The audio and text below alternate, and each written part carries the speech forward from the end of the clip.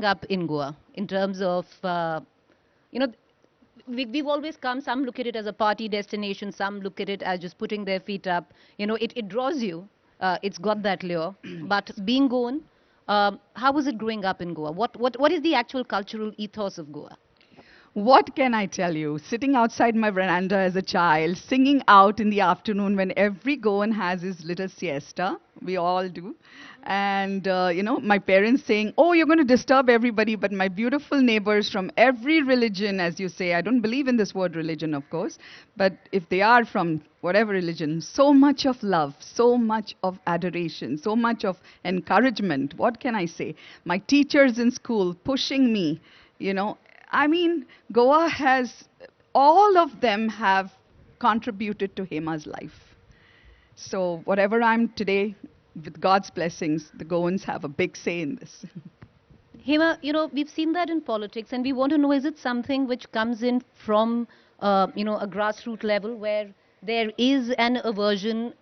Goa is very, very welcoming. Goans are very, very welcoming to people who come to Goa. But there is an aversion when it comes down to the outsider. And we've seen that politically as well.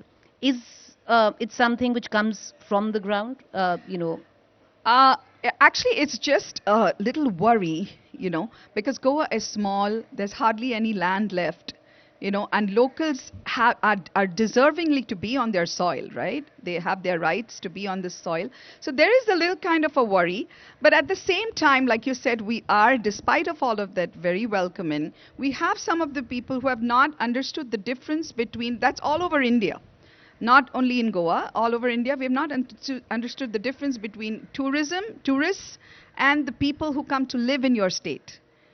So once that is kind of deciphered and corrected, I think everybody would be fine with the tourists coming. And they are, like you said, very loving. We are just naturally so loving, so welcoming and sweet. But there is now, a push which is coming from a grassroots level as well, which wants to protect Goa for Goans. There is, a huge rally cry, especially, we've seen this through the campaign in this election as well.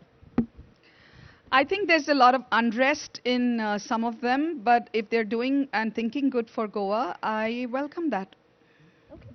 Yeah, I've been an activist myself, as you know. I've taken up one of the most dangerous things up, issues up and stuff like that, where people literally were telling me, we're worried about your life, but right now and never, there's no fear. And why didn't you look at translating your activism into politics?